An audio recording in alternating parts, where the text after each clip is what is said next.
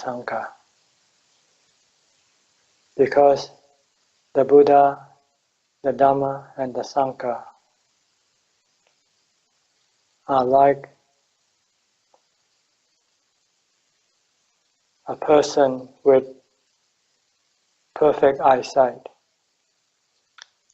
while we, the Buddhist followers, are like blind people. We cannot see the path that will take us to enlightenment. So we must first develop the faith in the Buddha, in the Dhamma, and the Sangha. Faith here is not blind faith. Faith here means to believe in his teaching and then follow his teaching, so we can prove it to ourselves that what the Buddha have seen, have experienced, is something that we all can also see and experience. And we can prove that the Buddha was real, his teaching was real, and his noble disciples, the Sanghas, are real. If we don't have faith in the Buddha, in the Dhamma teaching, in the Sangha, then we will not follow their teaching. We will not follow the Buddha's teaching. We will not follow the Sangha's teaching, because we don't believe. So when we don't follow the Buddha's teaching, the Sangha's teaching, then we cannot prove it for ourselves, whether his teaching, their teaching, are real or not, will bring the result that they have claimed or not. So this is the kind of faith we need to have. We need to have the faith to put ourselves to the test, take up the challenge. The Buddha said he had become enlightened. He had eliminated all forms of mental suffering, such as stress, depression, anxiety, worry, fear. If we want to eliminate this mental suffering, we must follow his teaching, follow his example, how he practiced to achieve this goal. This is what we have to have if we want to prove whether the Buddha, the Dhamma, and the Sangha are real or not, or whether it's just a fairy tale story told by people a long time ago just to lure us to do good without getting any result. So this is very important. To have faith in the Buddha is to believe that the Buddha was a self-enlightened person. Before he was like us, he was blind to the truth that caused his suffering, and he was blind to the truth that eliminated the suffering. But after he put in the effort, he searched, he practiced, and eventually came up with the truth. The truth that he came up with is the Four Noble Truths.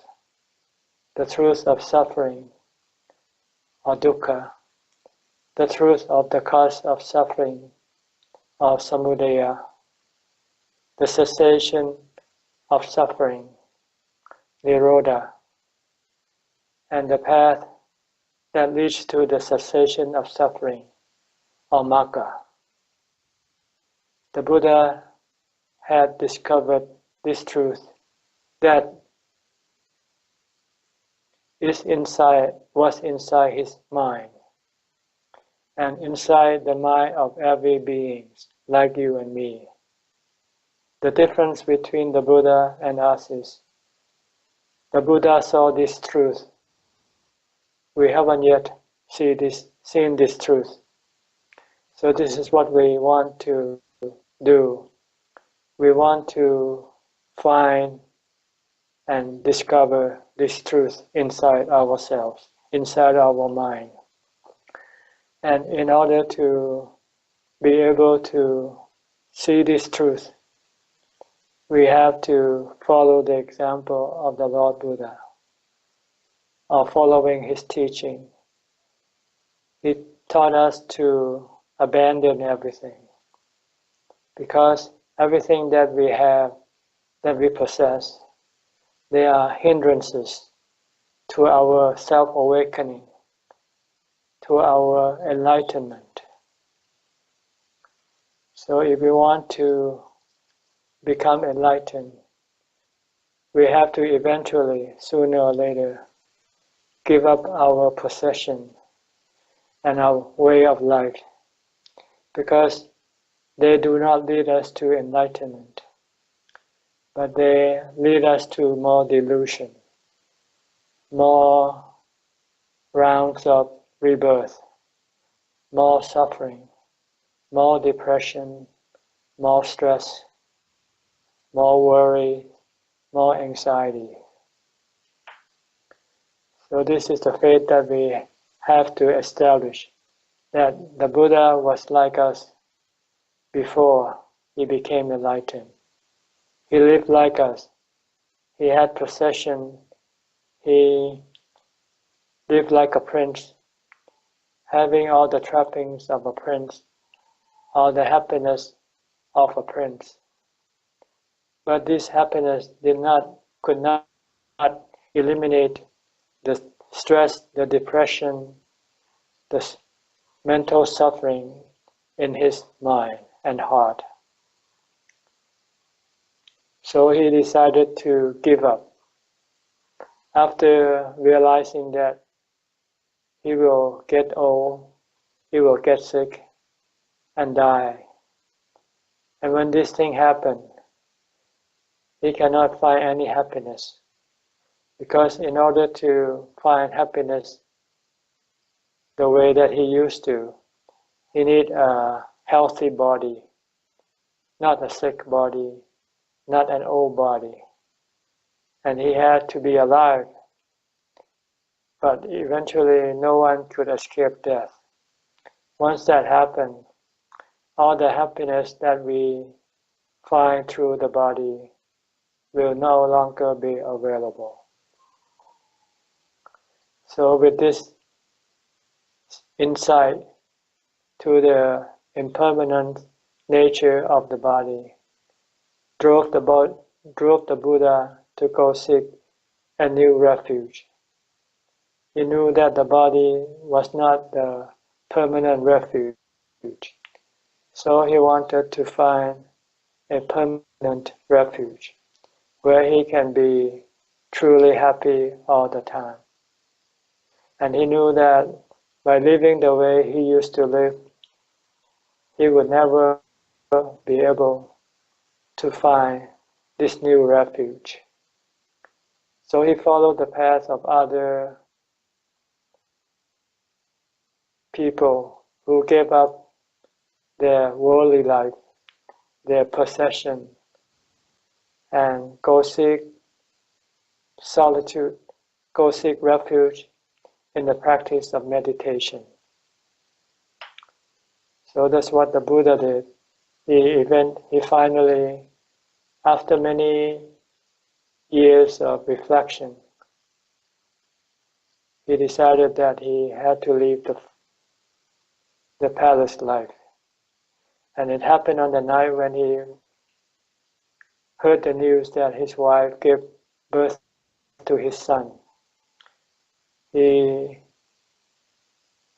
uttered the word bondage or bond. He referred to his son as a bondage. If he remained with his son, he will not be able to go and meditate. So he decided on that night, in the middle of the night, to leave the palace without telling anybody, because he knew that if he told anyone, they would not let him leave. So that's what the Buddha did in order for him to be free of the mundane life. So he could go seek the spiritual life, where he thought would provide him with a permanent refuge. And that's what he did. He practiced for about 6 years, meditation practice for 6 years, under the guidance of 2 renowned teachers, who could only guide him to the level of jhana. The level of jhana can help you eliminate your stress, your suffering, but only temporarily. When you're in jhana, all your stress and suffering will disappear. But after you withdraw from your jhana, your stress, your worry, your anxiety, your fear will return. So the Buddha couldn't find anybody else to teach him how to permanently eliminate distress. So he had to look by himself. And eventually he found a path that lead him to this permanent refuge. And he called this path Magga, which is part of the 4 Noble Truths. First, he discovered the truth of suffering. His mind is constantly suffering with all different kinds of suffering, such as stress, depression, sadness, loneliness, fear. And after practicing, meditating, and reflecting, contemplating, he eventually discovered that the cause of his suffering is the 3 desires. The 3 desires are the desire for happiness through the using the eyes, ears, nose, tongue, and body to experience the sight, sound, smell, taste, and tactile objects. This kind of desire will lead your mind to become restless. Once you have this desire, you cannot remain peaceful and at ease. Like when you have the desire to go to a party, go to a movie, go to do something, and you cannot go, for instance, if you are sick or you are somehow restrained from going, you will feel terrible inside.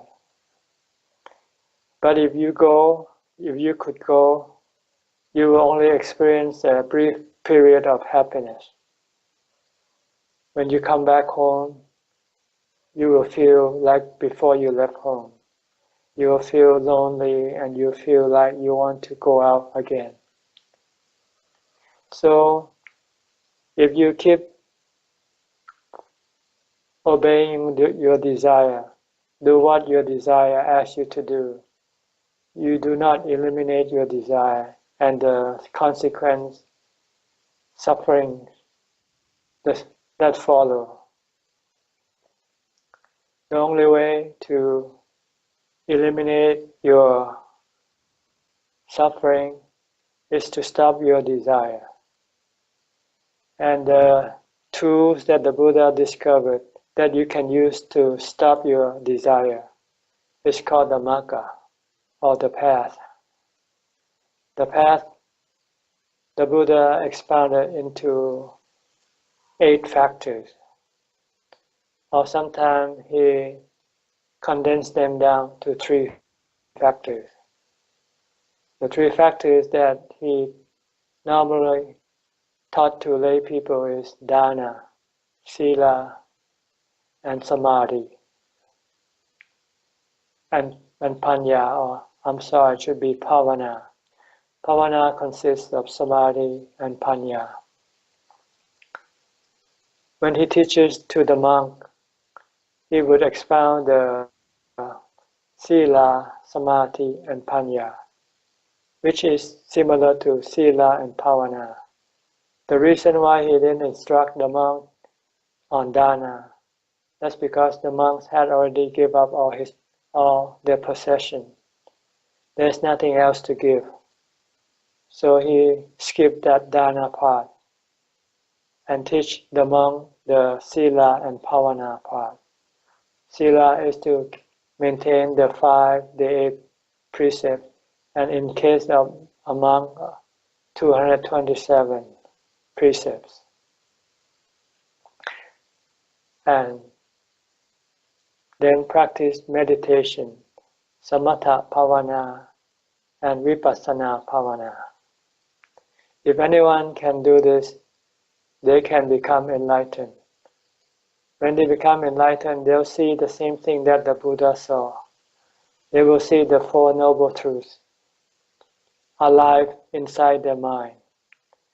The 4 Noble Truths that you hear about right now is not the life one. It's the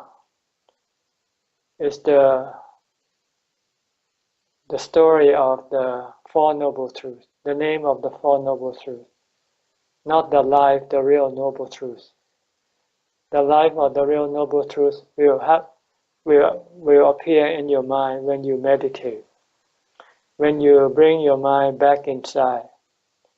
Right now, your mind is not inside. Your mind go out to the body, to the sight, sound, smell, taste, and tactile objects. When you meditate, you are pulling your mind away from these things, bringing the mind back to the center of the mind, which we call appana samadhi.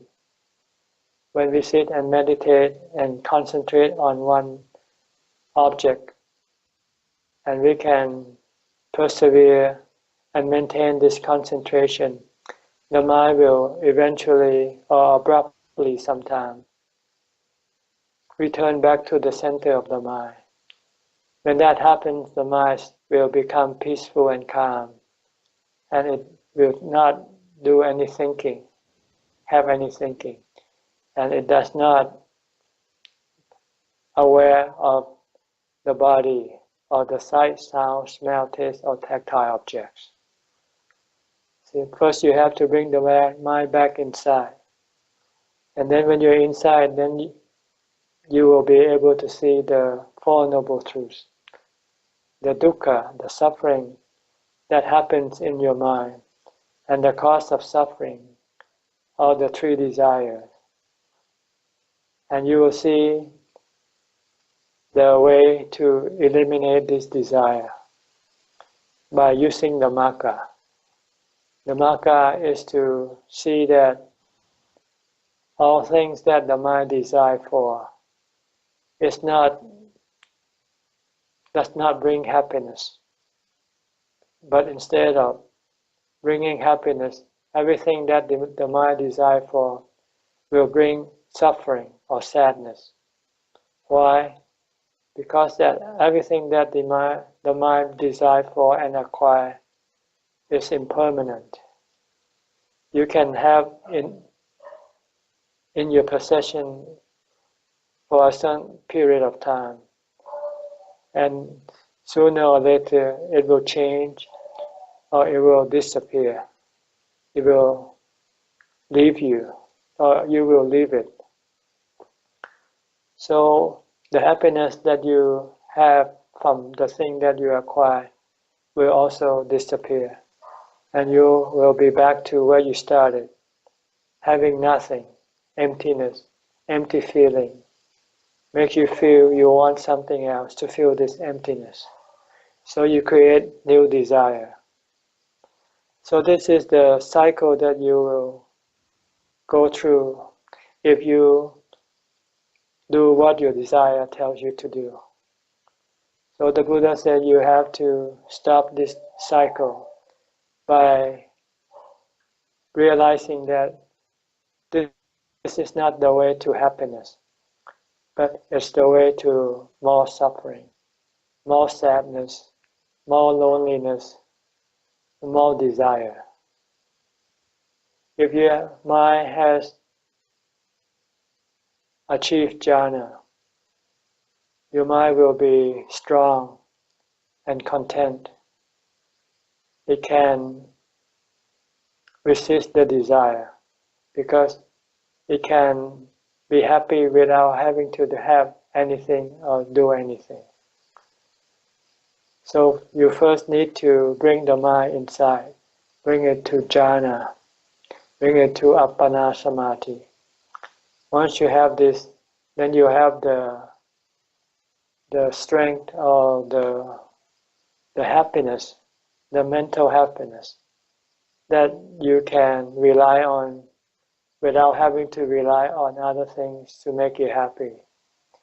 And when your desire comes up, you can tell your mind that whatever your desire wants you to do or to get, the happiness that you will get will be briefly. And it will leave you just like before you have the desire.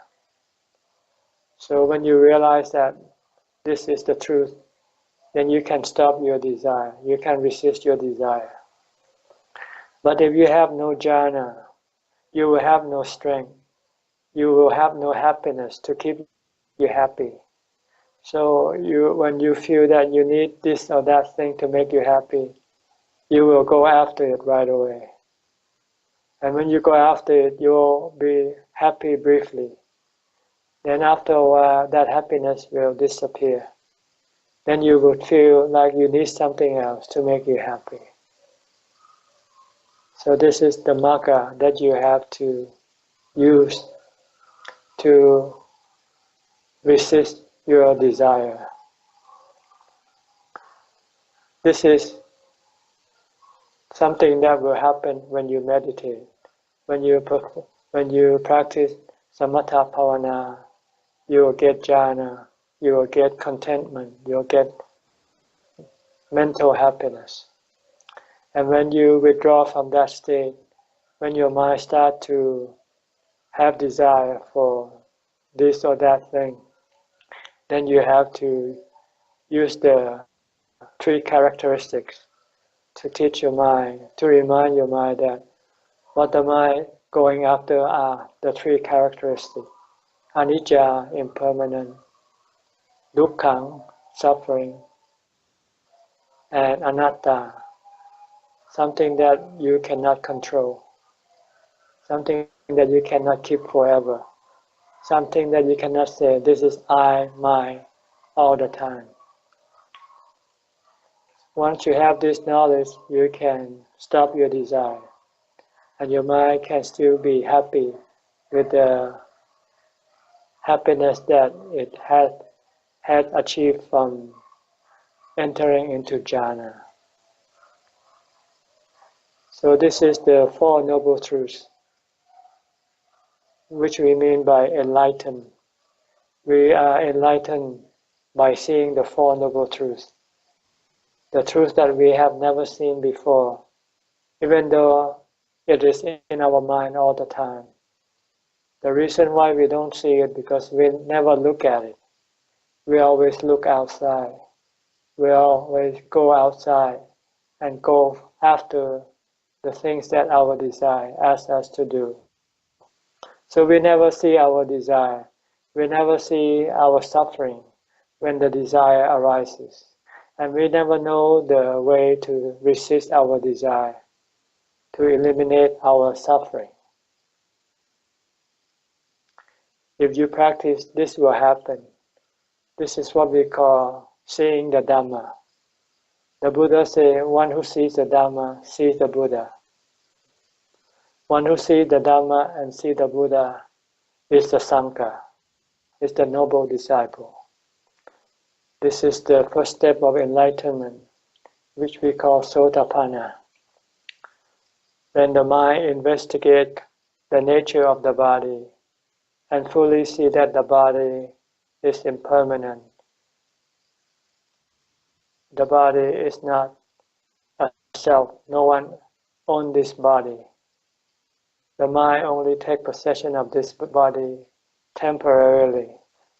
Sooner or later, the body will say bye-bye to the mind, because this is the nature of the body.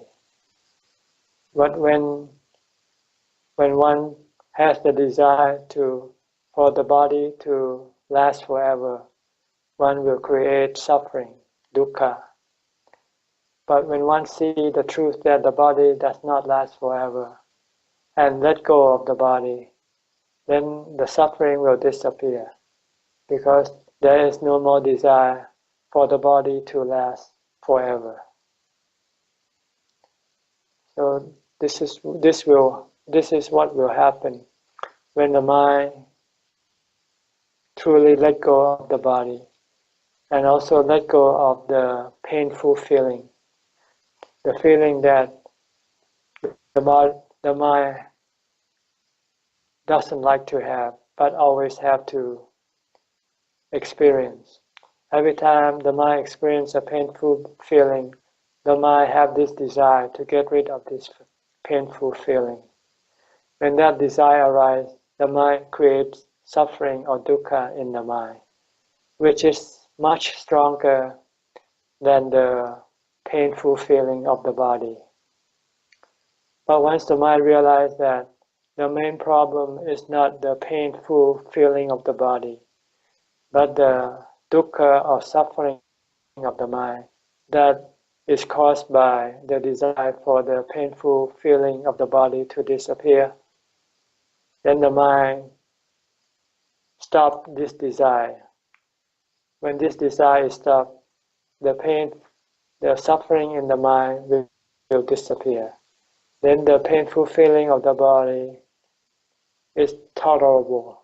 The mind can face this painful feeling of the body without any problem, because the mind has let go of the desire to get rid of this painful feeling. So this is what will happen when the mind have let go of the body, have let go of the painful feeling. The mind will become peaceful and calm. The mind has eliminated the first level of suffering. And then the mind will understand or see that the teaching of the Buddha is real, is effective. And then the mind will also see that the person who teaches this teaching must also be real, not something people create out of their imagination. There was actually a Buddha, and that was actually his teaching that can help eliminate all forms of mental suffering. And the person who realized this truth is the Arya Sangha, the first level of Arya Sangha, the Sotapanna. Once you see this truth, then you also will eliminate your doubt in the Buddha, the Dhamma, and Sangha. Your faith in the Buddha, Dhamma, and Sangha will be unshakable, because you know that they are real. But before you reach this stage, you can be sometimes doubtful. whether the Buddha was real or not, whether his teaching was real or not, capable of eliminating all the sufferings from your mind or not, whether the Arya Sangha are real or not. These are things that you haven't yet proved for yourself. But when you develop samatha bhavana and vipassana bhavana, by contemplating on the nature of the body and the nature of the painful feeling, you will then realize the truth. You will come to see the Four Noble Truths alive in your mind, and you will eliminate the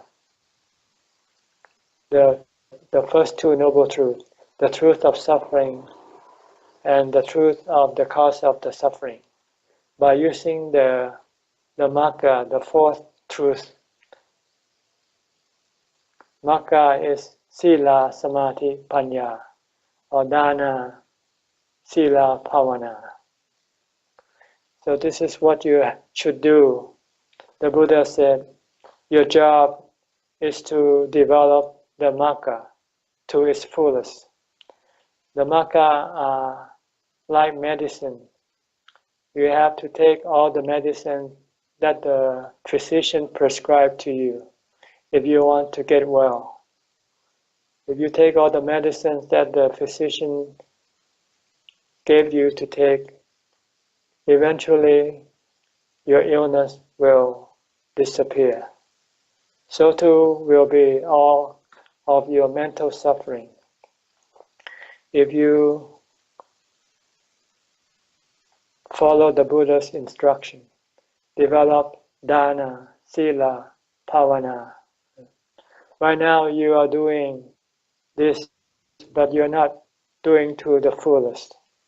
You're not giving everything away. You're not keeping the precept all the time. And you're not practicing bhavana all the time. You have to look at the noble disciple example. They follow the instruction of the Buddha to the fullest. They used to be lay person like you, lay people like you, but they gave up their lay life, and they became monks and bhikkhuni, being nuns, and then they can have the time, all the time to bhavana and keep the precepts. Once they have done that, sooner or later, they became enlightened. According to the Buddha, if you follow his teaching completely and work hard at it, you can become enlightened either 7 days or 7 weeks or 7 months or 7 years. So this is where what you have to do. You have to develop the Magga, the path that will lead you to enlightenment. And the path consists of dana, giving away your possession. Precepts, sila, maintaining the 5 precepts, then moving up to the 8 precepts, then to the bhikkhu and bhikkhuni precepts.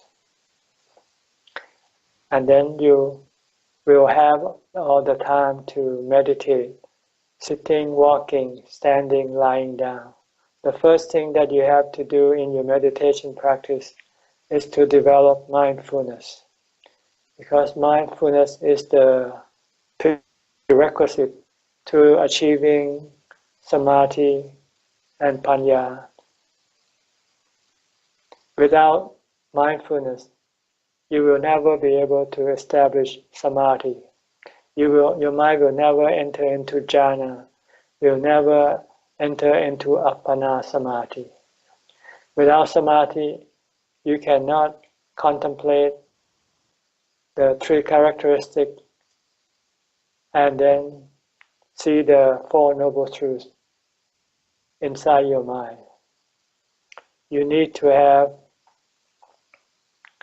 samadhi. You have to bring your mind inside. You have to be face to face with the Four Noble Truths. Right now, you have never entered into your mind.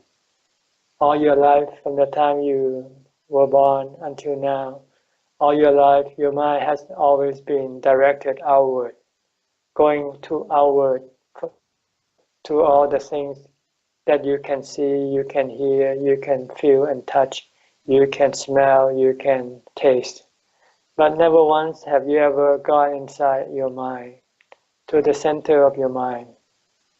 So you could never see the Four Noble Truths. So when you are suffering, you don't know that it's caused by your desire. Instead of eliminating your desire, you go follow your desire because you feel that your suffering is caused by not following your desire. Like when you want to have a cigarette, if you don't smoke, you will feel bad. When you smoke, you will feel good for a while. It's the same way with alcohol, drinking, or drugs, or any other thing, having sex, going to a movie, going to a party. All these things are all desire directed. And you don't know that in order to get rid of this feeling of unhappiness, it's not to follow your desire, but to resist your desire. But if you have no contentment, you have no jhana, you cannot resist this painful feeling that arises from your desire. So you have to first develop mindfulness, because mindfulness will then bring your mind into jhana. Mindfulness is to fix your mind on one object all the time, from the time you get up to the time you go to sleep, with a few exceptions. When you have to think something important, if you don't have to think anything important, you should not think. You should focus on one object. You can use a mantra like the name of the Buddha, or you can watch your body movement, your body activity. Don't let your mind go away from your body activity. When you have this constant mindfulness, when you sit in meditation, your mind can enter into jhana. When you enter into jhana, when you come out of jhana, when your mind starts to have desire, you will see the suffering arises. Then you will know that your suffering is caused by your desire. And all you have to do is resist and not follow your desire. When you do that, your suffering will disappear. Then from then onward, you will always look inside your mind, watch for your desire, because you know that your suffering or your feeling bad all arise from your desire. And if you constantly watch, you will then eliminate all the desire that comes up until there are no more desire left in your mind. Then you have achieved the final stage of enlightenment. You have reached Nibbana. Nibbana is the state of mind where there are no longer desire left in the mind. We call this purity of mind.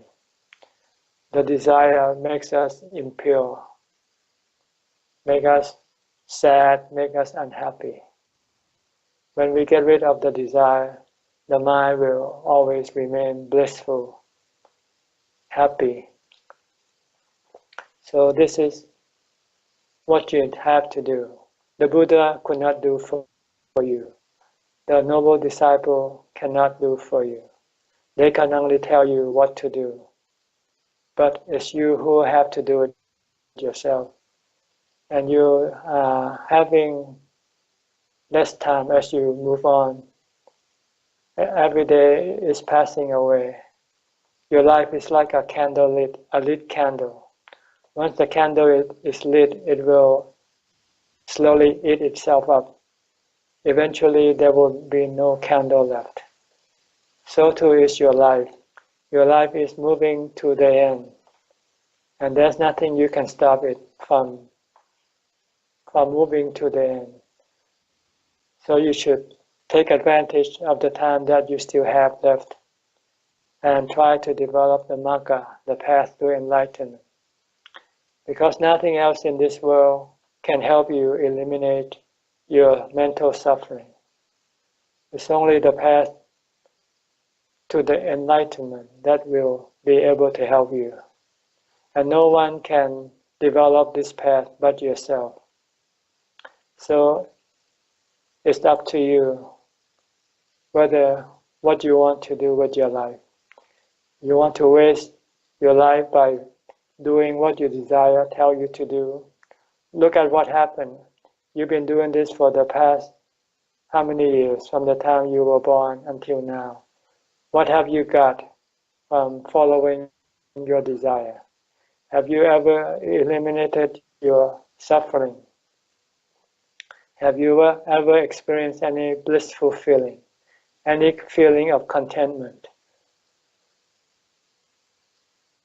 So you should be smart enough to know that what you've been doing was the wrong path, not the path that you should pursue. You should pursue the path that the Buddha and his noble disciple had pursued, because they have already told us that this is the path to the cessation of suffering. This is the path to the permanent happiness, to the supreme happiness called Paramang Sukhang. So I think I will stop this talk now, and so we can have the time to answer questions.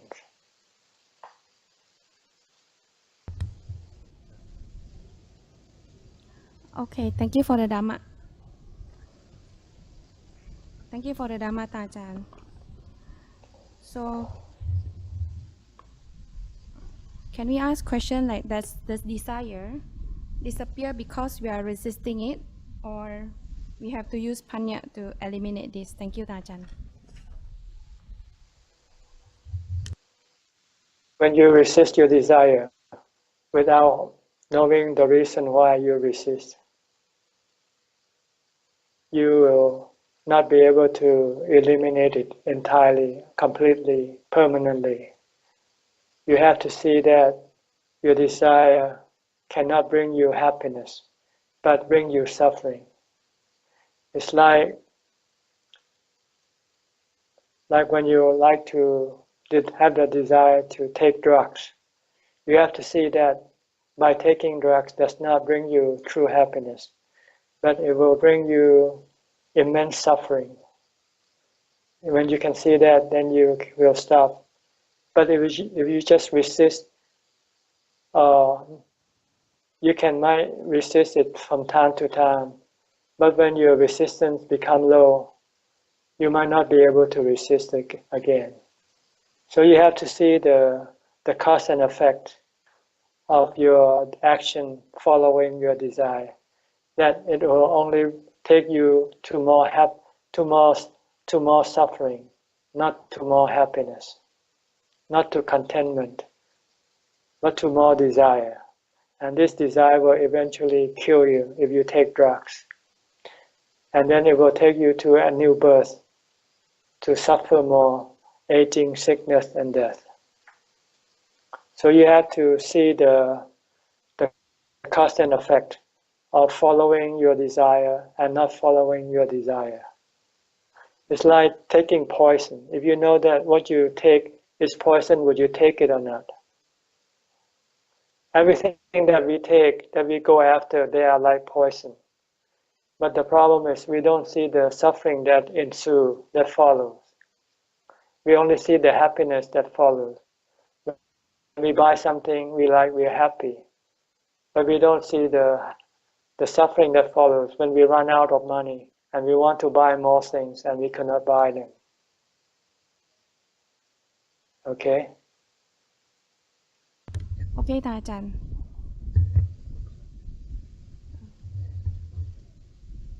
Thank you for pushing us hard to practice. Because after listening to Ajahn Dhamma, the Saddha and Virya increase, but the motivation to practice and to see the urgency to practice is going up and down. So I can incorporate this motivation in my daily life or daily routine only a certain degree. So can Ajahn please give advice how to use a skillful means to remember this urgency and not to lose focus on our practice? Thank you, Ajahn. You need to be around people who practice. You need to have a good environment. If you stay around people who practice, it will constantly remind you to practice. But if you live with people who don't practice and do other things, they can distract you from practicing.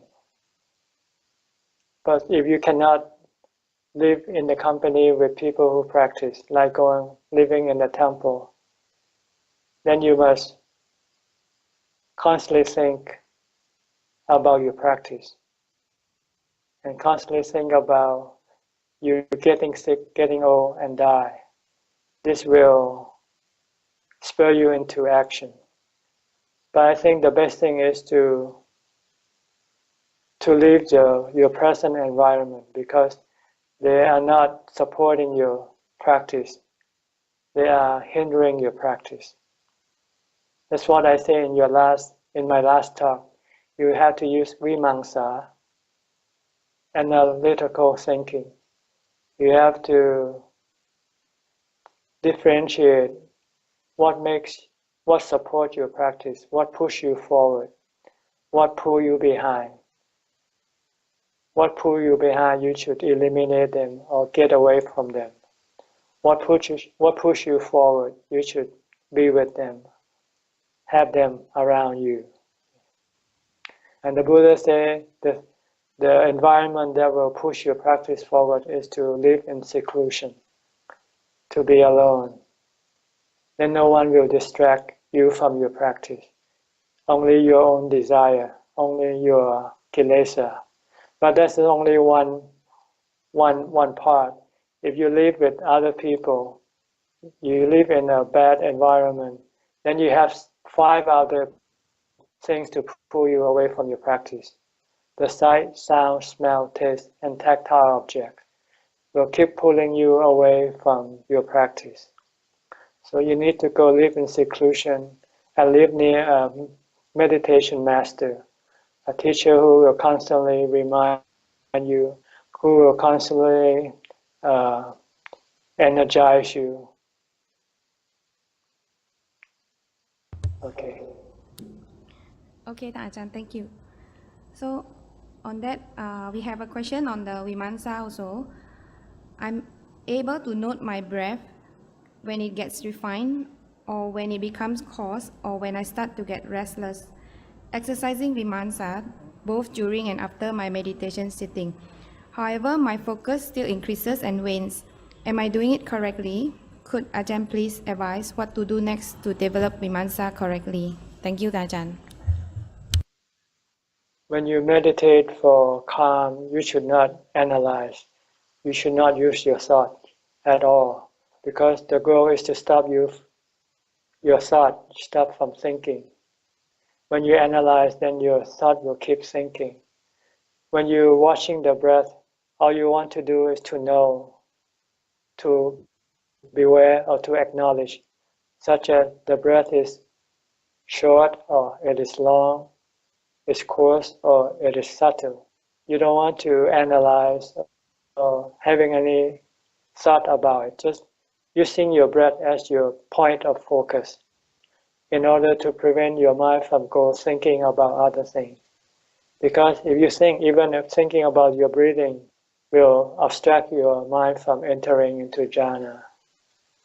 So you want to just to know, just to be aware of your breathing, and beware that you're not thinking about anything, even about your breath.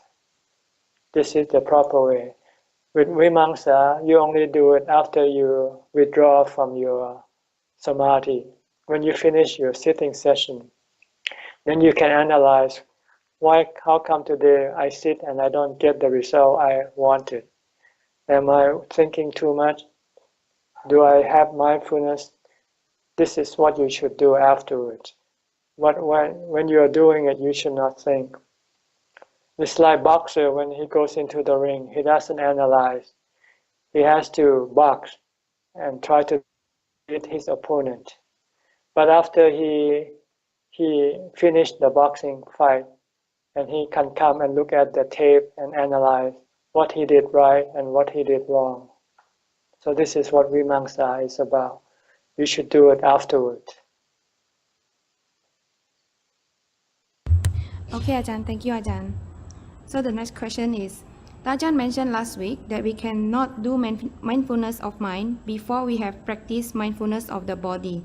However, I find that I can watch my mind more clearly and easily than my body. If so, can I just be mindful of my mind? Thank you, Ajahn. If you can be mindful of your mind, you should be able to enter into jhana right away. Can you do that yet?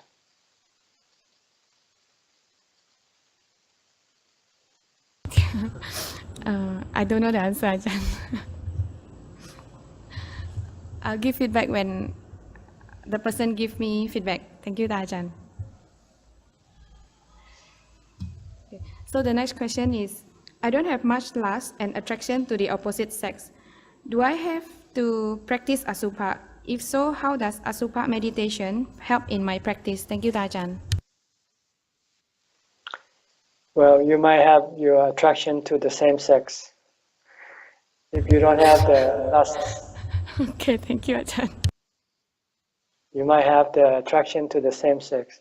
Then you must use Asubha on that person that you have attraction for. If not the opposite sex, the same sex, then you have to use the Asubha on the same sex to see that it is not attractive. It is loathsome, undesirable, repulsive, in order to get rid of your lust permanently. Right now you say that you don't have any lust. That's because maybe you have been exposing and having acquired whatever you want. So you don't know whether you have lust or not. Try to take the 8th precept and stop having any sexual conduct and see what will happen, to see whether you still have any lust or not. Okay? Okay, Ajahn. So next question is, how do I investigate the elements in meditation? Do I do it during or before meditation sitting? Is it necessary to do it? Thank you, Ajahn. Investigate the element. Yes, Ajahn. I think the 4 elements, water, fire, heat, and earth. The contemplation or investigating the 4 elements is part of the vipassana practice. So it's not usually do before you have your samatha practice, because it will not be effective. You can, but it doesn't bring any good result. You have to do it after you have samatha. But it doesn't mean that you cannot. You can reflect and investigate on the 4 elements. If it suits your character, if you find it good for you, it makes you calm and peaceful, that's okay also. But the point is, the reason why we want to reflect on the 4 elements is to be able to see that the body is just the 4 elements, that there is no self, no you, me in this body. The body is made up of the 4 elements. And one day, sooner or later, it will return back to the 4 elements. You want to see this so that you can let go of your attachment, let go of your delusion, to think that the body is you. The body is just your puppet, or a toy, a living doll. It can breathe, that's all. The difference of the body from the toy that children play is that the toy children play cannot breathe. But the body can breathe, and it does things that the mind tells it to do. That's all. But it's the same thing as a doll. is made up of the material. The dough is made up of material, so is the body. The body is made up of the four material: water, air, or wind, earth, which is solid material, liquid material, and the air, and the heat or the temperature, the fire. This will make the body perform what you call form the body, but it will stay together for a certain length of time, and after a while it will start to disintegrate, separate. When that happens, the body stops functioning. The body dies. So this is what you want to reflect until you truly see it, that it's not yourself.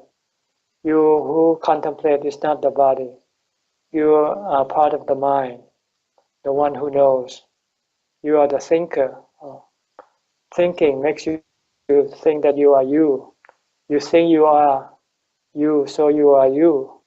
You think the body is you, so you believe that. And when you believe that, then whatever happened to the body, you become worried and anxious because you don't want anything to happen to your body, because you think that whatever happens to the body is happening to you. But when you can see clearly after your contemplation that the body is just simply the four elements, then you can stop your anxiety, worry, and fear of losing your body. Okay, Ajahn. So the next questions, with that, are there any sequence when to use the mantra, the breath, the elements, or the asubha objects? Thank you, Ajahn. It's up to each individual practitioner to choose the right kind of meditation object for them, or mindfulness object. A person like mantra, he can use the mantra all day long, from the time he gets up to the time he goes to sleep, and during the time he sits in meditation. He can use the mantra all the time. The goal of using the mantra is stop the mind from wandering, stop the mind from thinking. When the mind doesn't wander, doesn't think, it stay in the present, stay with the body, then you don't have to use the mantra. But as soon as it starts to wander, start to think about this and that, going to the past or going to the future, then you should bring it back to the present. And when you have time, you should sit, because your mind cannot enter into jhana while the body is still moving. You need a still body to bring the mind to stillness, to bring it to jhana. So sitting is very important if you want to have samatha, if you want to have appana samadhi. You need to sit down, close your eyes, and focus only on the meditation object. Then your mind will eventually enter into jhana, become one with itself. It will separate from the body temporarily. All the things that come through your body will no longer be in your mind, such as sight, sound, smell, taste, and tactile objects. And the mind is peaceful and left alone. But it can only remain in that position not for long. The stronger your mindfulness is, and the more you sit, the longer will your mind remain in that state, in that position. But when you first started, it might just stay there briefly and then withdraw from that position. We call that kanika samadhi.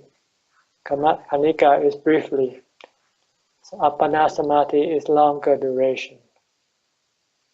5 minutes, 10 minutes, 20 minutes, 30 minutes, 40 minutes, 1 hour. Or some cases, some yogi can do it for 7 days. This depends on the strength of their mindfulness. Okay.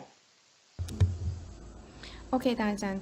So the next question is, could Ajahn please give advice on the basic instruction on Asubha meditation? Thank you, Ajahn. Asubha meditation is to reflect on the repulsive aspect of the body. There are many aspects of the body that we don't see. We only see just the what you call the good-looking aspect. But we know inside our heart that the body has a lot of parts that we don't like to see, and we try to be blind to them. See? So this is what we want to do. We want to force the mind to look at the repulsive aspect of the body. Since it's being protected by the skin, then you would need the aid of medical journal text, like the study of anatomy text. Then they will show you all the parts under the skin, show you the skeleton, show you all the organs. And this is something that you want to keep in mind, constantly thinking about it until you don't forget. Until eventually when you see a person, you see inside also. You just don't see the outside. When you see both the outside and the inside, then you can get rid of your desire for that person. But if you only see the outside part of the person, you can become deceived and have the desire, have lust for them. But when you can look inside by memorizing the picture that you see in the anatomy book, for instance, when you see that your desire can be, your lust can be stopped or eliminated. So this is what you need to do. If you cannot see right now, if you cannot imagine the picture, then you need to see some illustration in the anatomy book.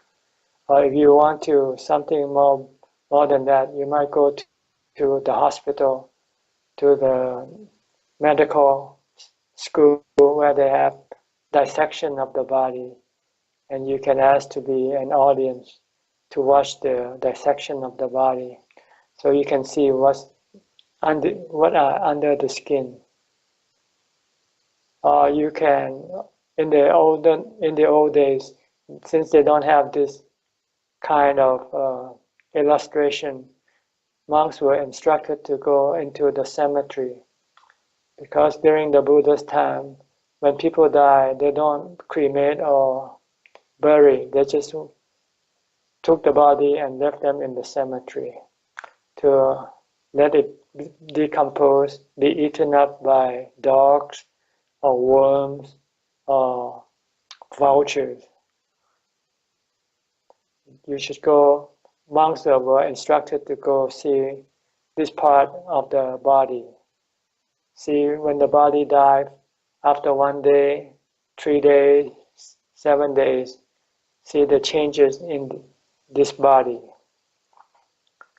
Once they see this thing, then they can use these images that they have seen to constantly replay in their mind, to keep it constantly alive.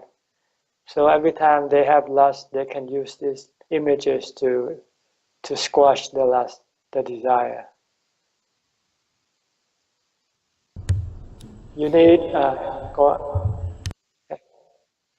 you need to have samatha first, because the mind will resist if you have no samatha. If you have no calm, your desire, your defilement will create the bad feeling in you.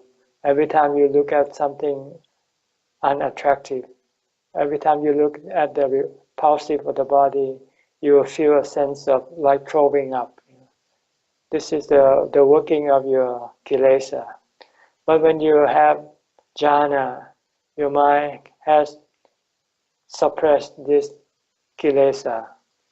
So it will not create this bad feeling in you. And you can look at the object, the body, objectively. So you need samatha before you enter into vipassana. Because if you don't, you'll find it very difficult to do.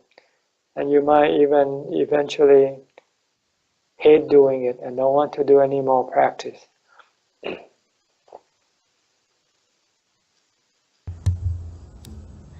Okay, Ajahn. So the next question about Asubha is, we just repeat the 32 parts and then until the feeling arises or until certain parts of the 32 parts getting more focused or more prominent than other parts, and we focus on that parts. You can do any way you want, but the goal is to be able to use it to stop your desire, your sexual desire.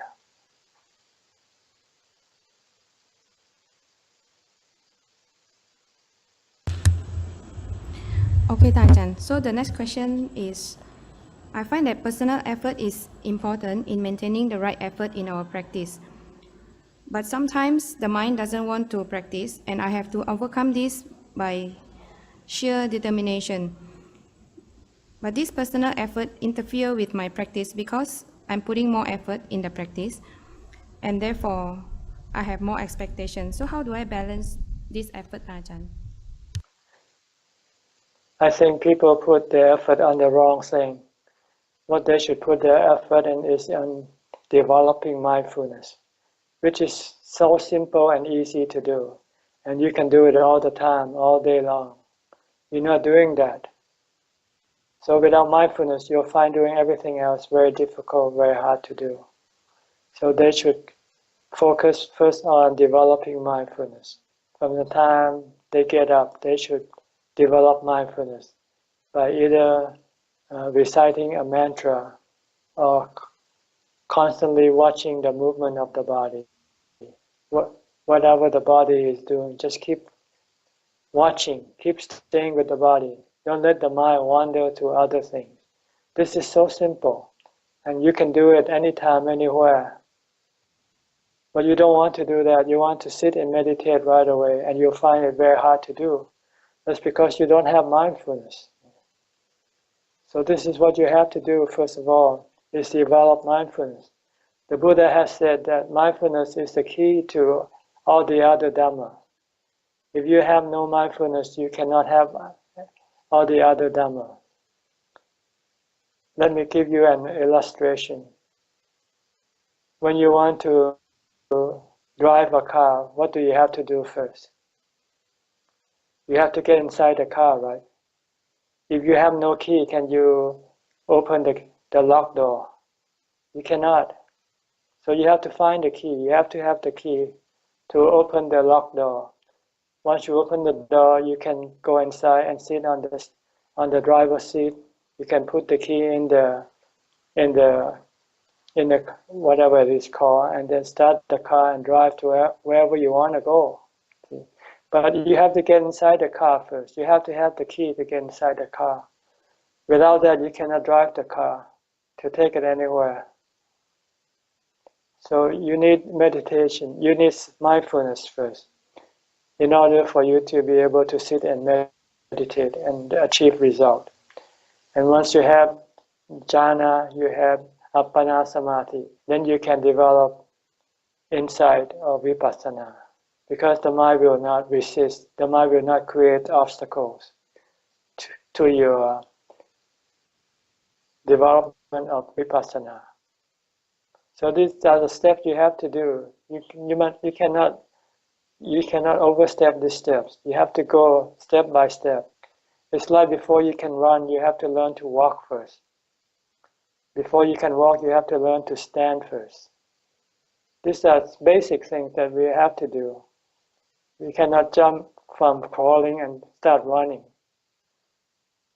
The same way, the practice become hard. You find it hard to exert your effort, put in your effort, because you're putting your effort on the wrong thing. You're putting on the effort on the hard thing that you cannot do. The effort that you can do all the time, you're not doing it, that's all. Just develop mindfulness first.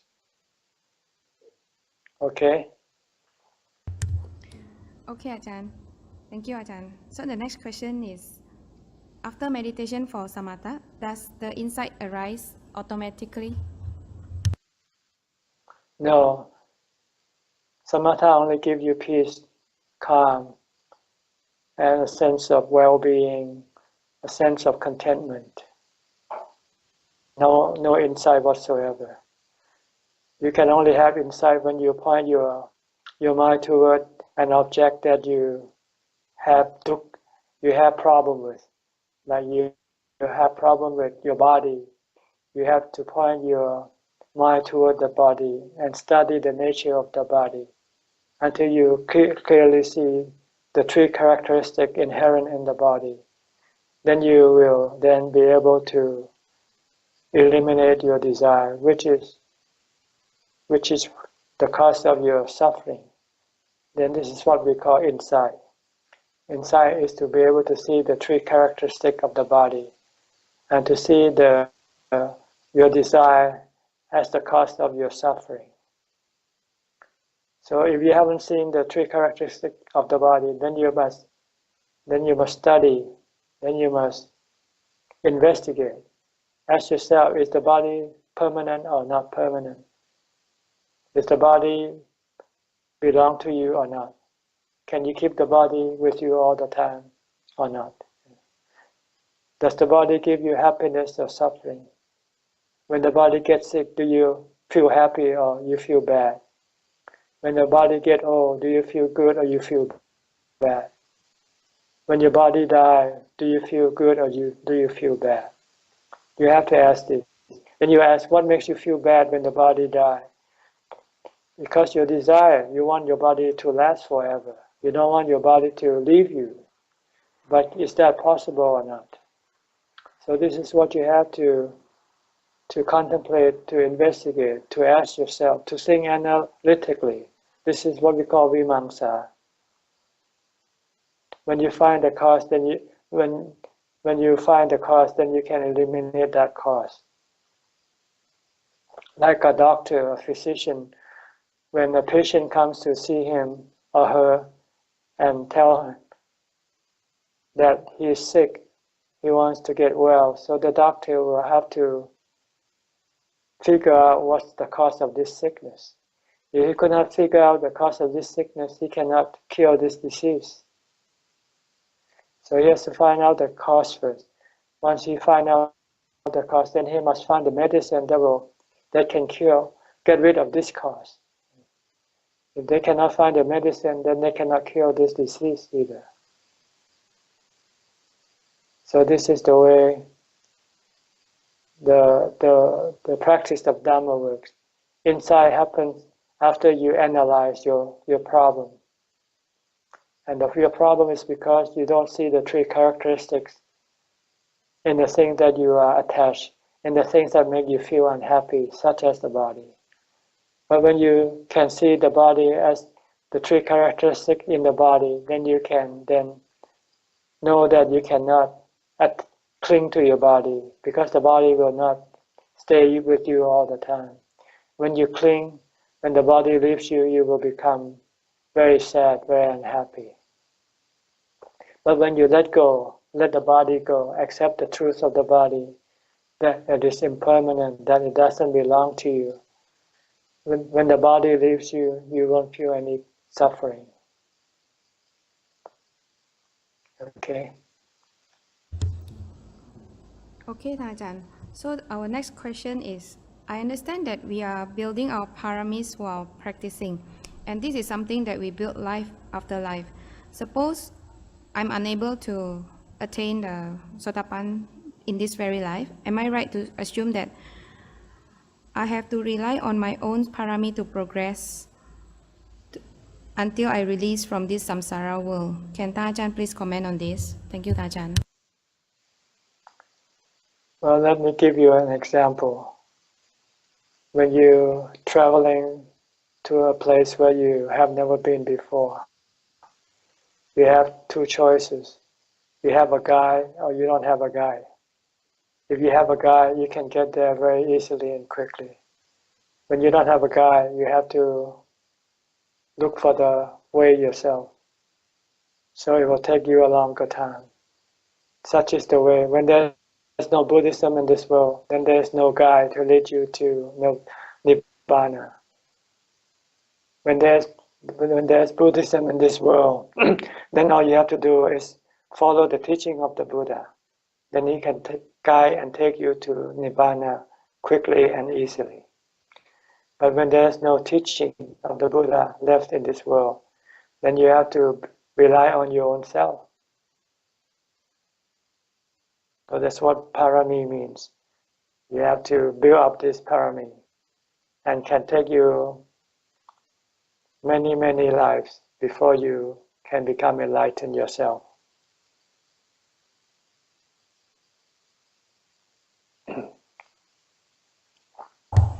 Okay, Ta Ajahn. So our next question is, in certain tradition, they emphasize on teaching of Abhidhamma, but not in Thai tradition.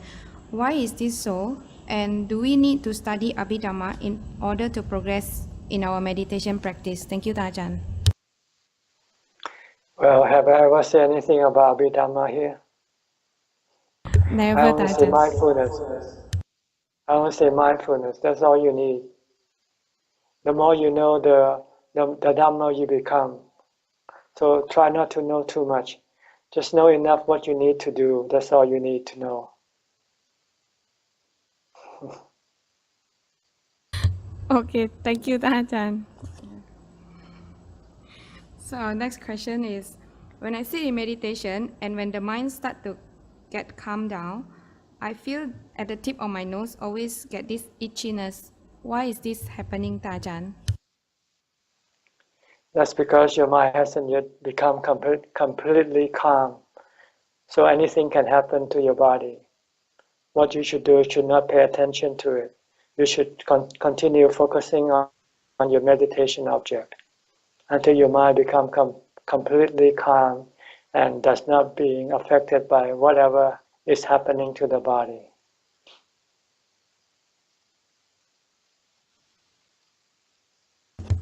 Okay. Okay, Ta Ajahn. So our next question is, sometimes I can meditate for an hour, but sometimes it can be 45 minutes or even shorter. And I become very unhappy when my meditation session ends early. Should I get preoccupied and fixated over the duration of the meditation? Thank you, Ta Ajahn. You should accept the truth. Whatever the result you get, you should just accept that. That's all that you could do for that time. Because each time that you sit, you have many different factors that can determine how long you will sit. Sometimes before you sit, if you have a lot of problems in your work or with your family or your friend, when you sit, you might find very difficult, very hard to become calm. Some day you have no problem with people or things. And also it depends on whether your mindfulness is strong or not strong on that time, on that day. If you have strong mindfulness, the result should be better than having weaker mindfulness. The same way with whether you have problem or no problem previous to your sitting. So these are the things that can influence the result. So you should not expect to have the same result because the cause, they are not the same. And to get disappointed or to get mad at yourself doesn't do any good anyway. Like I say, you should then use the vimamsa to figure out what was wrong, what was right, and then try to eliminate the wrong thing and try to develop the right thing. If you have problem with your work, stop working. If you have problem with your family, go live alone. See? If not, then you will be constantly be affected by these things. Understand?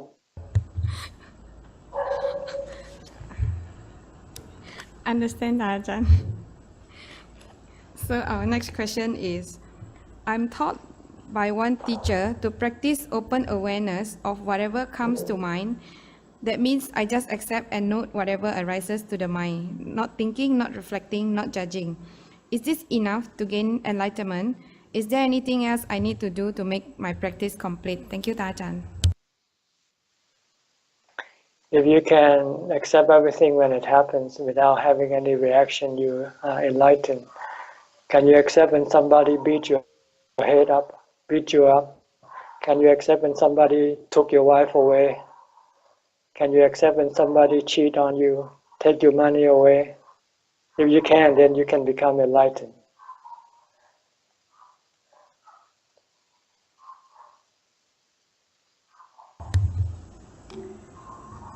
Okay, Ajahn. So the next question is, there is an awareness that stands apart from all the sense consciousness. It doesn't move or change.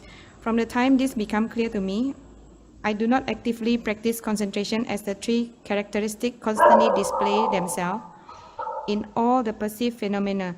Kilesa can still squeeze in the heart when they arise, but they don't linger for long. Could you comment on this, Ajahn?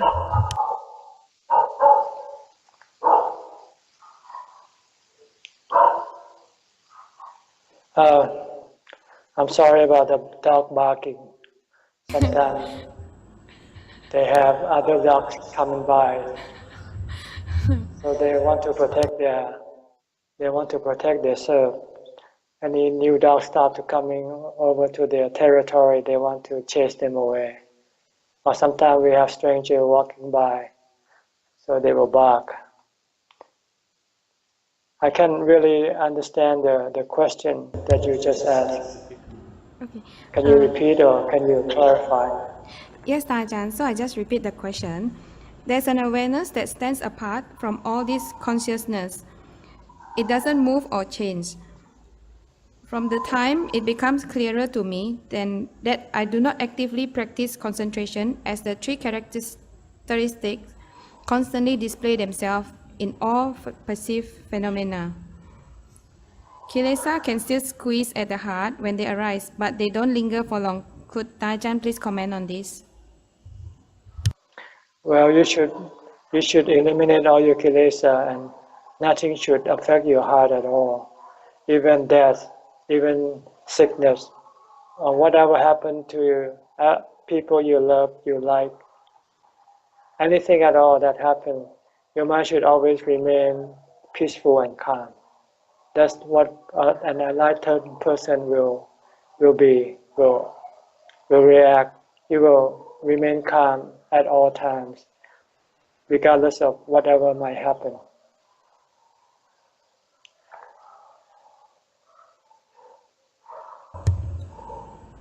Okay, Ajahn. So our next question is, how do we eliminate sleepiness and pain during sitting meditation? Thank you, Ajahn.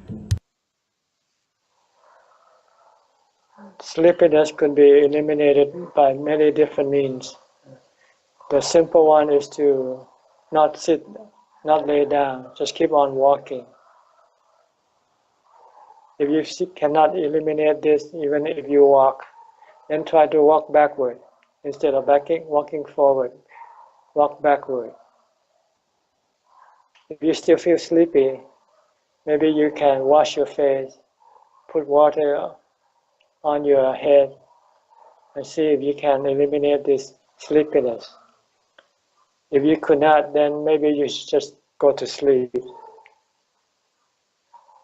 And before you sleep, just remind yourself that as soon as you get up, you want to get up right away and continue with your practice. But there are some other methods as well, which is a lot, maybe it's harder, but it's more effective. The method of fasting can also help eliminates sleepiness. When you don't eat, your body is hungry, and this hungry will prevent you from getting sleepy. But in order to fast, you have to have a strong mindfulness to prevent your mind from thinking about food. Because if you cannot stop your mind from thinking about food, when you think about food, you will become very more hungry, and you will find that you cannot meditate or concentrate on anything but food. So for someone who wants to use fasting, they must have a strong mindfulness to be able to stop the mind from thinking about food. Or if they have vimangsa, which is panya, if they can think on the repulsive aspect of the food, look at the food that enter into the mouth, enter into the stomach, and exit on the bottom. If you look at the food like that, then you can also stop your hunger for food. So these are ways you can use when you fast. You either use mindfulness by repeating, constantly reciting on your mantra to prevent your mind from thinking about food. But if you cannot stop, you want to think about food, don't think about the food on the plate. Think of the food when it enters into your mouth, when you chew and mix it with your saliva. And if you want to see the real picture, try to spit it out and try to eat it again. See if you can do it. Or look at the food when you vomit out from your stomach. Or look at the food when you let it enter into the toilet bowl. These are all food with various stages of appearance. If you want to think about food, think about this kind of food. Then it will stop your mind from getting hungry. Okay? Okay, Tajan. So our next question is, at times I use mantra Bhutto to suppress the feeling of fear or guilt. Is this wrong, Tajan? If yes, what is the right things to do? If you can use it to stop your fear, it's okay, but it's only a temporary measure. Because the next time you meet fear, you will become fearful again, and you will have to use the mantra again. But if you want to completely get rid of your fear, then you have to look at the cause of your fear. Now, normally we are afraid because we don't want to die. We have this desire to have the body to live forever. But we know the truth that the body sooner or later will have to die.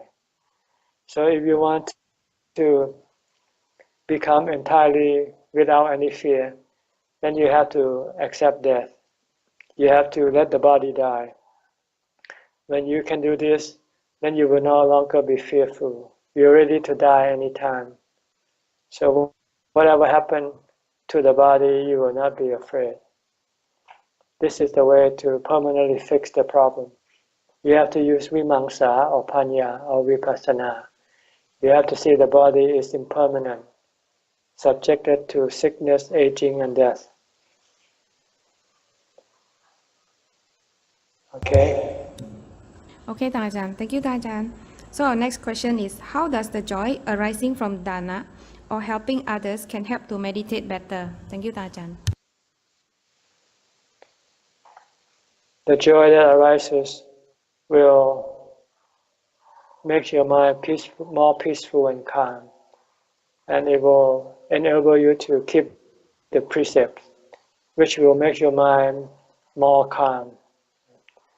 You need a calm mind to meditate effectively. If your mind is still agitating for money, for things, you will find it difficult to sit and meditate because your mind wants to have more money. Because the mind thinks that by having more money, it will become happier. But instead, it becomes more agitated. But when you give dana, you give money away, it means you don't want any more money. You want to have less money. You want to have just enough money for maintaining your life. If you have that attitude, then your mind will not be agitated by your desire for money. And at the same time, when you help other people with your money, you have compassion and you have metta karuna, which will make you don't want to hurt other people. Then you'll find that keeping the precept very easy. When you can keep the precept, then your mind will not be agitated by your breaking the precept. When you break the precept, your mind will become agitated, anxious, worry. When you break no precept, your mind will be full, peaceful and calm. So it will be easy for you to develop mindfulness and to meditate. They are the prerequisite to your bhavana. Sila is your prerequisite to your bhavana. Dana is the prerequisite to your sila. If you cannot give away your money, you want more money, you'll find it difficult to keep the precept because you want more money and you will do anything to get more money. If you have to cheat, you will cheat. You have to lie, you will lie. But when you don't have that desire for more money, you have the desire to help other people, then you'll find that keeping the precept is easy. Okay? How many more questions you have? I think for the last session, everybody tried to ask questions, Ajahn. I have another 8 more. Is that all right with Ajahn? It's all right with me. What about the people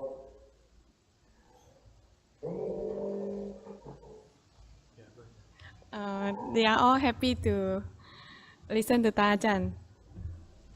Okay, go on. Okay, so the next question is it okay to do dana with the intention to gain benefits or merits for myself than for the benefits of the recipient? Is it the correct way of thinking? And if it's not correct, how to reduce this intention to gain merits for myself? Thank you, Ajahn. Giving dana is like eating food. When you eat food, what do you get? You get fullness in your stomach. It's the same way when you give to charity, you give a sense of fullness in your mind. You don't have to ask for it. You don't have to expect it. It's the result of your dana. So you shouldn't expect anything from the person who received the help from you. You don't want anything from them. You want them to be happy. That's all you want. Because by making other people happy, it will make you happy. And that's all you want. You just want to be happy. This is the reason for giving dana. One of the reasons. Another reason is to get rid of your desire. Because if you have money, sometimes your desire want to spend it on yourself, like buy a new dress, buy a new pair of shoes, buy a new bag, or go on a holiday. But this kind of happiness is very brief and it can become addictive.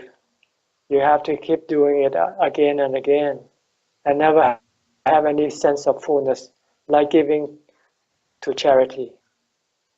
So this is the purpose of giving to charity, to get rid of your money so that your desire cannot use it.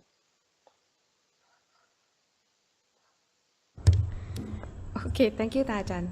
So our next question is it possible for a free thinker or other religion to practice meditation to eliminate defilements and gain wisdom? How will Ajahn advise a free thinker to practice meditation? Thank you, Ajahn.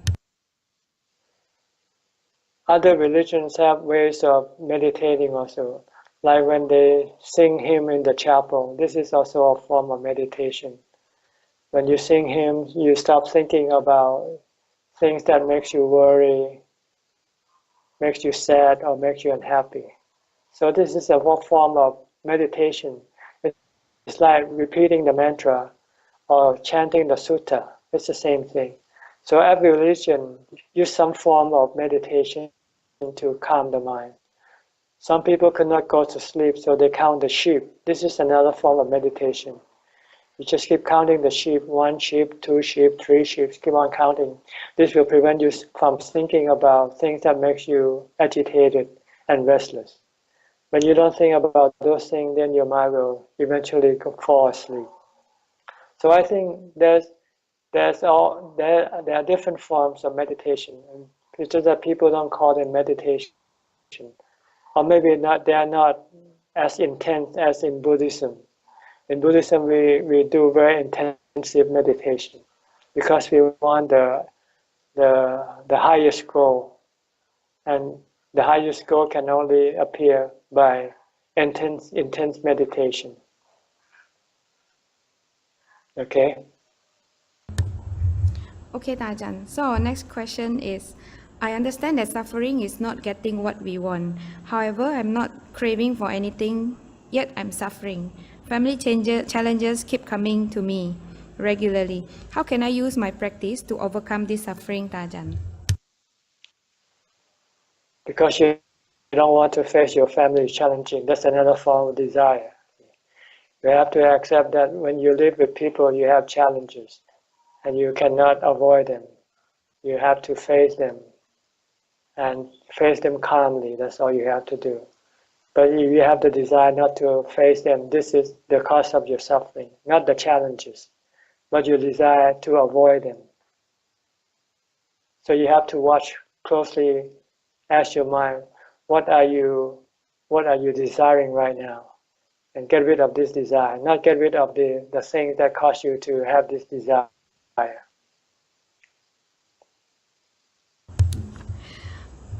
Okay, Tajan. So our next question is, may I know how we know if our deceased parents or relative receive the merits which we shared or dedicated to them? Any sign or feeling will rise to indicate? Appreciate Tajan's explanation. Thank you so much. If they don't come into your dreams or when you meditate, they don't come to see you, then you won't know. You just have to assume that they do or they don't. Doesn't matter. As long as you do your part, that's all you have to do. Okay, Tajan. So our next question is, how can we know that we have attained Sotapanna, Sagadagami, or to Arahant? How do we know that we have eradicated Sakaya Ditti? Is it important to know? When you are sick and you get well, do you know the difference? It's the same way when you still have suffering with your body, suffering with the painful feeling of the body, then you haven't yet attained Sotapanna. But when you no longer are affected by the changes in the body, whether it's getting old, getting sick, or die, then you know that you have achieved the Sotapanna. Because you have let go of the body, you have used Panya to see that the body is just the 4 elements. There's no part of you in that body. So you no longer care what happens to the body.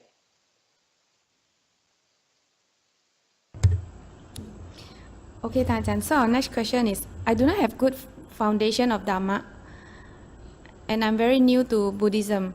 Can Tajan please advise and guide how do I start right the walk in the Dhamma path? Thank you, Tajan. The first part to the Dhamma path is to study the Dhamma teaching. Like tonight, you are here to listen to the Dhamma talk and to listen to the discussion that we are doing. You are studying the Dhamma teaching. You have to do it until you fully understand what you have to do next. First, you have to study everything that you have to know about what you have to do.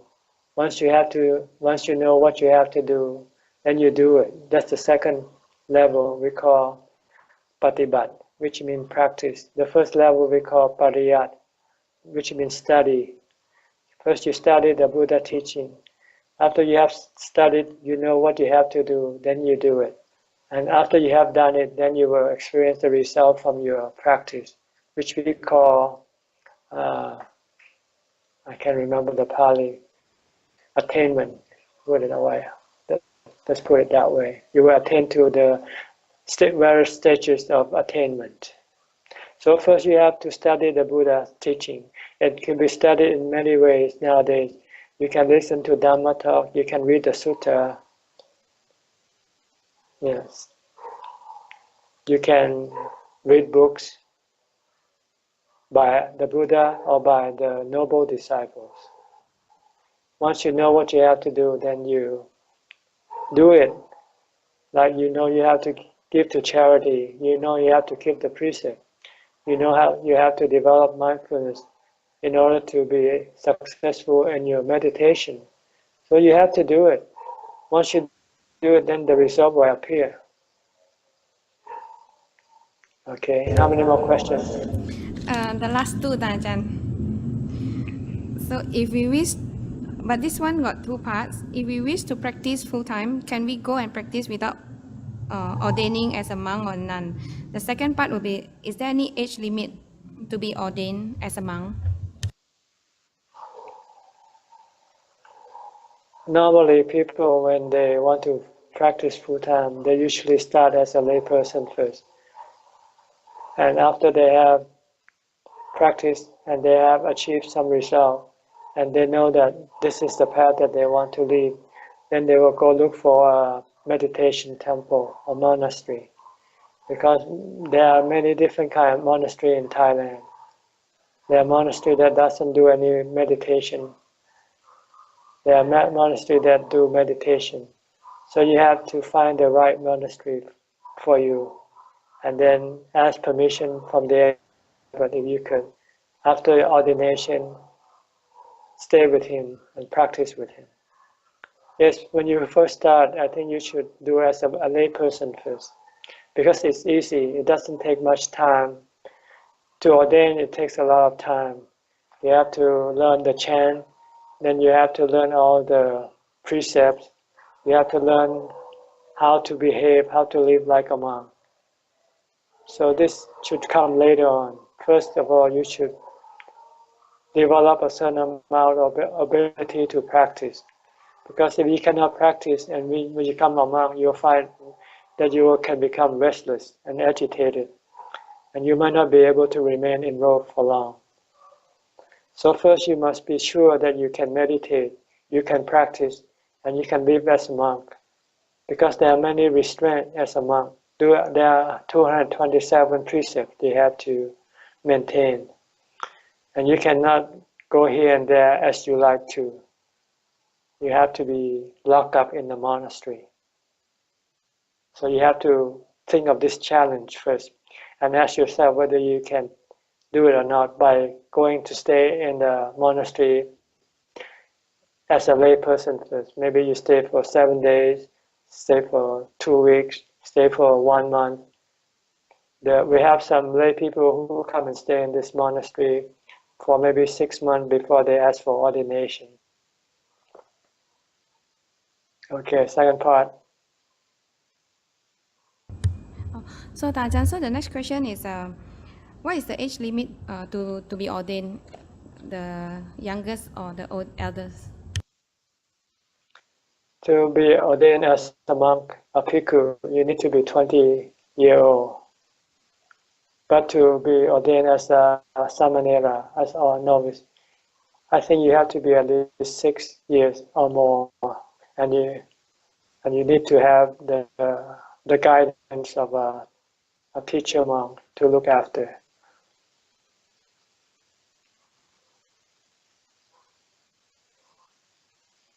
Okay, Ajahn. So the last question will be, I would like to know, as I'm meditating now, how do I get advice from Phra Ajahn after this session if I run into problem with my meditation? Thank you, Ajahn.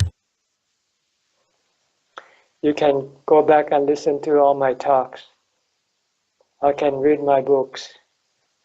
I cannot personally entertain all of your questions because I don't have the time. I'm sorry, but there's nothing else I can do.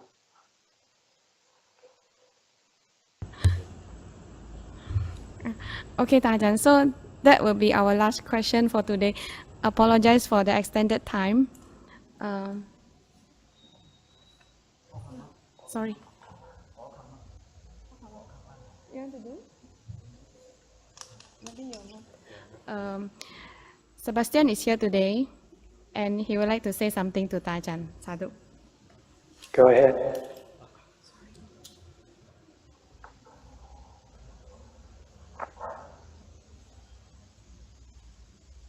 Good evening, Kap.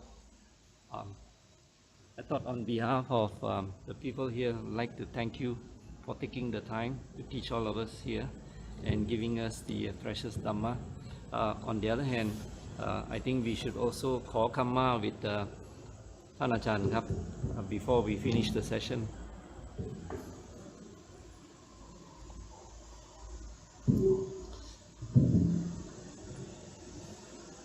If you all could please kneel. What we like to try and do is ask for forgiveness from Phra Ajaan for any thought, word or deed that we may have done which may not have been appropriate. So let's hold our hands together in Anjali and please recite after me. Acharye Pamadena Dwaratayena Katang Sabang Aparadang Kamatu Nobante Tomhehi kamit Kamama Bante Apivatanasesa Nijjang Buddha Pajayino Chattaro Dhamma Vatanti Ayurvano Sukhang Phala. Sadhu, sadhu, sadhu. Okay. So, Okay. control. Anything else you want to say? No, I think we have taken enough of Phra Ajaan's time, and after this, perhaps we'll make arrangements to request Phra Ajaan again for another series of talks if you can. I might have to ask for a different kind of format. Okay, Kap. We will. I think for me to give talks, it requires a lot of effort on my part. But for me to answer questions, it will be a lot easier for me. So we might have just question and answer question session instead of monologue, like a Dhamma talk. Would that be all right with you? That'll be fine. Yes, Ta Ajaan. Okay. Thank you, Ta Ajaan. All right. We have to say goodbye for now. Sorry, Ta Ajaan, can we invite the Sangha to pay respect to Ta Ajaan first? Please go ahead.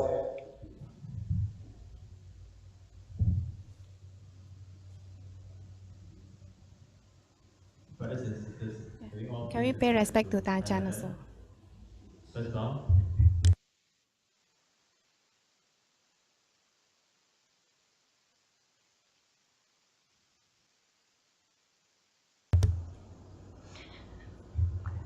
Yeah, thank you, Ta Ajaan. May all of you be ever closer to the Dhamma goal. Until the next time. Good night. Good night, Ta Ajaan. Thank you so much, Ta Ajaan. Sadhu, sadhu, sadhu.